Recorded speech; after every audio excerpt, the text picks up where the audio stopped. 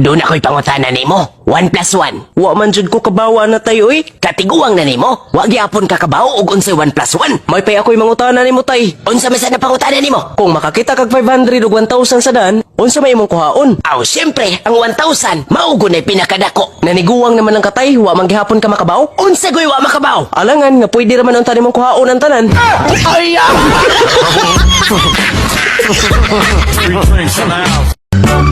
Tay, igunsa man ako na si Ninong.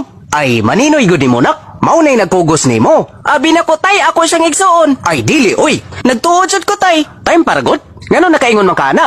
Kadaghan na magud ko kakita tay. Unsa goy kadaghan na kakakita? Kadaghan ako kakita. Nga nagsige siya tutoy ni nanay. Unsa? Ay!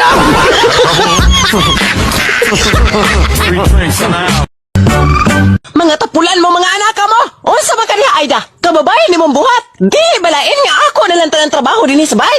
Nagsige hanggid mong duwa. Papahuwayo po taon ko ninyo ay. Di ba la, inay? Na kami magtrabaho? Unya, ikaw magduwa?